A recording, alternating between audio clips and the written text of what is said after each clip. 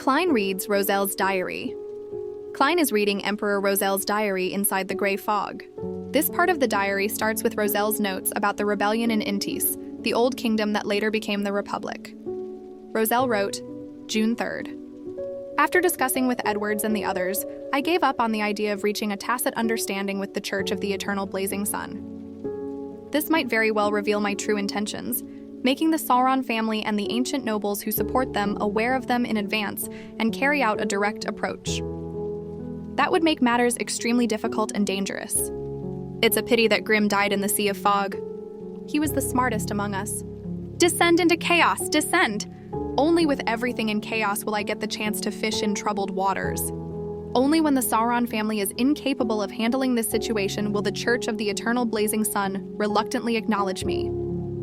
Perhaps I should give some help to those rebels, but how should I conceal myself so that no one would notice? June 4th, Zaratul from the Secret Order came to visit me in incognito very suddenly. Klein's reaction. Klein becomes curious. Why would Zaratul, the leader of the Secret Order, come to see Rozelle right before the rebellion? He turns the next 2 pages but finds no answers. This makes him feel a little angry and disappointed. Even so, from Rozelle's words, Klein can sense that the diary describes the Intis Rebellion of 1173, an important historical event. He remembers what he learned in school. Rozelle, then a colonel, stopped the rebellion, changed the kingdom into a republic, and became consul. For the next 19 years, Rozelle reformed the laws, promoted technology and inventions, and strengthened the nation. He conquered nearby countries and made the big 3 empires, Fysak, Loan, and Fanapotter, bow their heads. Later, in 1192, he turned the Republic into an empire and called himself Caesar. But 6 years later, he died mysteriously in the White Maple Palace. Klein believes Rozelle's death had Beyonder involvement behind it, not just normal politics. The rest of the diary, pages, Klein reads more pages. One talks about Grimm, one of the 4 horsemen. Rozelle says Grimm died in the Sea of Fog. Rozelle had said before that something was strange about him and the island they visited, filled with dangerous Beyonders. Another page is just about Rozelle's personal life. Drinking wine, being disappointed when meeting an old crush, and his addiction to cards. Then Klein finds something important again. 8th April, I have to send someone to investigate the Secret Order to get more information. I can't repeat my passiveness from before. I can't let Zaratul lead me by the nose anymore. Klein notes that Rozelle clearly didn't trust the Secret Order or Zaratul. He puts down the 6 diary pages and thinks quietly.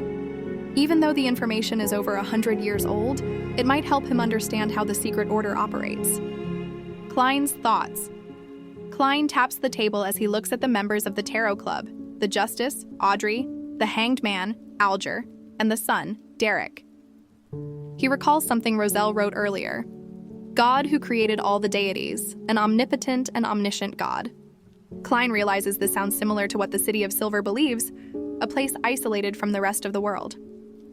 Maybe Rozelle learned about this from a very old and secret organization that existed even before the Forsaken Land of the Gods became forsaken. This thought gives Klein a new idea. The tarot gathering begins. Klein, as the Fool, smiles slightly and speaks. Rozelle mentions some hidden history in his diary and mentions some simple general knowledge. The latter reminded me of something that I don't recall informing you all.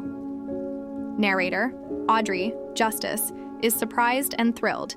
Mr. Fool himself is taking the initiative to speak about the diary. She turns toward him eagerly, forgetting to stay calm as a spectator. The Hanged Man, Alger, tries to stay composed but sits up straight, revealing his interest. The Son, Derek, doesn't know who Rozelle is but listens carefully, curious. Audrey asks excitedly, Mr. Fool, did Emperor Rozelle mention some general knowledge? I'm willing to pay for this information. She thinks privately that she'd prefer to receive it privately. Klein chuckles and replies, there's no need. This is very simple general knowledge. After reading this part of the diary as the summoner of the Tarot Club, I feel it's necessary to let all of you know this. Of course, I'm very certain that some of you are already aware of this. Klein explains the first law. Klein knows the Sun's City of Silver probably already understands this law because they've lived with limited resources for thousands of years. They might even treat recycling Beyonder remains as a holy act. He also suspects the Hanged Man already knows. Klein sighs inwardly, thinking how he wishes he could still have Miss Justice pay him through his adorers, but he can't risk breaking his mysterious image. Audrey says happily, "Thank you very much. Mr. Fool, you are just too generous." Klein begins calmly. The first piece of general knowledge, law of Beyonder characteristics, indestructibility. The characteristics of a Beyonder is never destroyed or reduced. It's only passed from one carrier to the next. Klein smiles slightly. He realizes he's using Captain Dunn's tone. Audrey thinks deeply about the line. Never destroyed or reduced, only transferred. She looks at the others. The Hanged Man and the Sun aren't surprised. She quickly realizes they already knew this and she's the only one who didn't. Still, she feels grateful for Mr. Fool's kindness. Klein continues, "After a rampager dies, they will leave behind an item of Beyonder characteristics. It could be the main ingredient, or it could be a mystical artifact that requires sealing. An ordinary Beyonder's death results in similar results. However, the item left behind will be equivalent to the corresponding potion without the supplementary ingredients. Of course, the item alone will contain Beyonder powers. They can be used as a half-mystical object." Audrey's reaction, Audrey feels shocked. She realizes this means when Beyonders die, their powers don't disappear.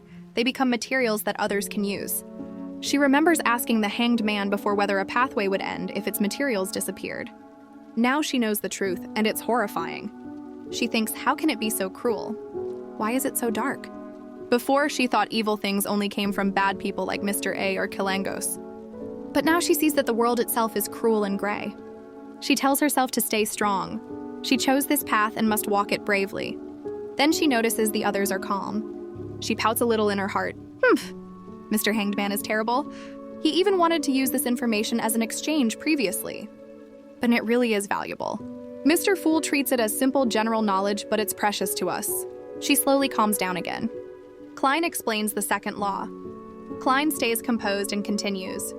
The second piece of general knowledge, law of similar sequence Beyonder characteristics conservation. The Hanged Man adjusts his sitting position, deep in thought but not fully understanding. Justice and the Sun also look confused. So Alger asks, "Why similar sequence?" Klein smiles lightly and replies, "What do you wish to pay for the answer?" Narrator. Klein thinks to himself that it fits his image. Basic knowledge is free, but explanations must have a price. That keeps him mysterious and powerful in their eyes. The meeting begins, curiosity and caution. At the start of this tarot club meeting, the Fool, Klein, mentions that there's some simple general knowledge written in Emperor Rozel's diary. Because he calls it simple, the Hanged Man, Alger, isn't very curious. He's cautious about making trades with the Fool, since it reminds him of dangerous deals with evil gods or devils. But once Klein reveals what the simple knowledge is, that certain sequence pathways can be exchanged with each other, Alger becomes deeply interested. He doesn't fully understand it, but it fascinates him. So he asks respectfully, "Mr. Fool, what kind of payment do you want?" Justice, Audrey, also wants to know and nods eagerly. Yes. The Sun, Derek, stays quiet, but his expression shows he's curious too. Klein names his price. Klein smiles, pleased that everyone took the bait. He says calmly, "Information regarding the Secret Order." Alger is surprised. He's heard of the Secret Order, a mysterious organization connected to the Azeratul family. Audrey only knows what Alger once told her about it, and Derek hasn't heard of it at all. Klein isn't surprised that Derek doesn't know. In his mind, he reasons that Hyson, the City of Silver, where Derek lives, probably existed long before the Secret Order was founded, so it makes sense. Alger accepts the deal. After thinking for a while, Alger says carefully, "I will accept this request and help you gather information regarding the Secret Order. Can you make payment in advance?" He isn't shocked that the Fool wants this information. It's natural for a powerful being to be curious about such an ancient organization. Alger also suspects that the Fool is the trapped godlike being, possibly trying to break free through the actions of his followers. Klein nods and agrees generously. "No problem. If the information you have collected exceeds the value of the answer, I will provide you with further compensation."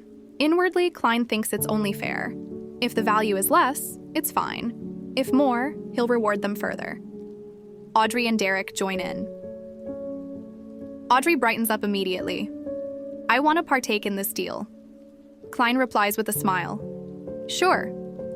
He secretly prefers this because Audrey lives in Håbackland, where he currently is. She has better access to information about the secret order.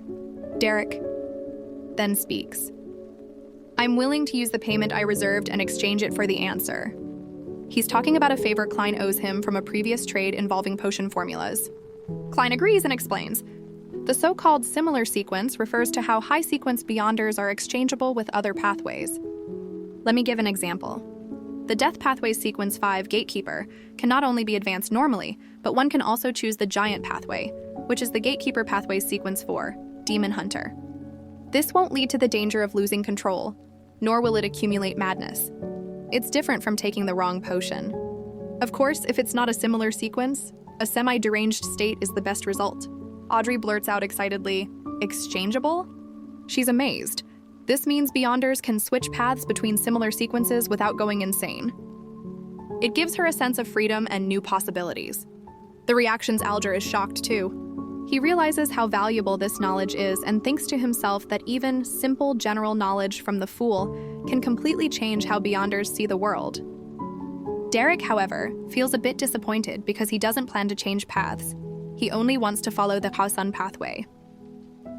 But he remembers a story about a past chief of the City of Silver who disappeared in a mausoleum.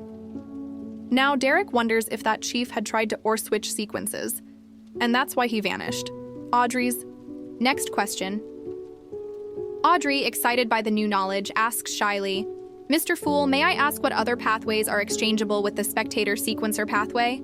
Klein thinks about joking. I want to know too. But before he can, Audrey adds nervously, I can pay for the answer to this question. How many gold pounds do you think is enough? I believe that your adorer will need a certain amount of funds for their activities. Then she suddenly realizes how powerful the Fool's adorer must be, and nearly takes it back. But it's too late. Klein seriously answers, we'll make the transaction after enough information about the secret order is gathered. Audrey smiles brightly. All right. Her enthusiasm makes the Hanged Man stop from asking more questions. He decides to wait until he gathers information first. A new idea. The attempt. After a pause, Audrey turns to Alger and says politely, Mr. Hanged Man, my tip allowed you to finish Rear Admiral Hurricane. Have you prepared the complete pituitary gland of a mature rainbow salamander? Alger nods.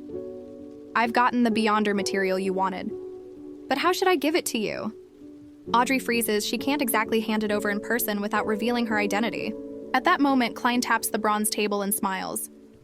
Miss, sir, are you willing to cooperate with me in making an attempt regarding this matter? Audrey nods immediately, thrilled. I'm very willing to cooperate. Alger hesitates, but eventually says respectfully, your wish is my wish. Derek just looks around, confused why the others are reacting so cautiously. Klein explains the attempt. Klein smiles and says, this attempt will make your transaction easier and safer, and it will definitely be sufficiently confidential. He then asks Alger, do you remember the sacrificial ritual described by the sun? Alger replies carefully, I remember. I do come into contact with such things usually. Klein then explains calmly that they'll use a sacrificial ritual to send and receive items. My idea is for you to sacrifice the Beyonder material to me through the ritual, and I'll bestow them to Miss Justice. A transaction like this will be beneficial for both of you. Audrey is stunned. This sounds divine. She's amazed and thinks Mr. Fool is great. As expected, our tarot club will be different from the other secret organizations. Alger grows even more cautious, wondering if the Fool is trying to break free from confinement. The ritual instructions, Klein tells them what to do step by step. First of all, prepare an altar. There's no need to make it too complicated. It can be very simple and crude. The only requirement is to engrave or draw this symbol. He shows them the symbol of a pupilless eye with twisted lines, the same one behind his chair. Then he continues, if you forget, you can pray to me, and then you can remember. Audrey answers happily, all right. Klein keeps explaining. Secondly, follow the normal procedure, but there's no need to burn any more additional herbs or apply the holy oil. There's no restriction on time, just chanting my name is enough. Remember, use ancient Hermes or Jotun to recite this piece of prayer. Your devoted servant prays for your attention. I pray for you to take his offerings. I pray for you to open the gates to your kingdom. After you finish chanting, combine the materials that contain spirituality with the natural power created by the incantation, and await my response. If you don't succeed in this step, change from materials containing spirituality to Beyonder materials, and try again from the beginning. Alger realizes this might truly help the fool break free, but he doesn't dare question it. Preparing the attempt, Klein then asks, "The sacrificial ritual needs a specific time. Mr. Hanged Man, when do you plan on making the attempt?"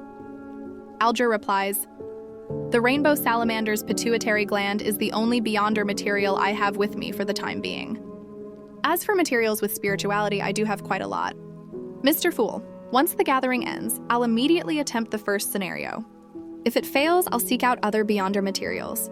Once I obtain anything, I'll inform you by praying to confirm a time." Audrey answers kindly, "If any additional Beyonder materials are required, I'll compensate you afterward. Well, I can't guarantee the specific type of material you would want." Klein nods with a smile. "We have come to an agreement." He adds, "Once Mr. Hanged Man's attempt succeeds, I'll inform you of the bestowment ceremony." Audrey answers eagerly, "All right." She also realizes this method could be used for exchanging money or other items later. Inviting new members.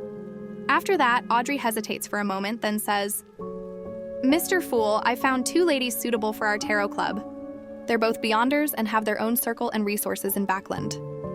They're also able to keep a secret and have decent personalities. Are you willing to let them join the gathering?" Klein considers this carefully.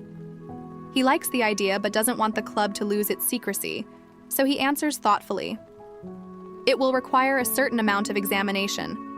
Miss Justice, use a clandestine method that wouldn't expose yourself to let them know of my name to garner interest in them."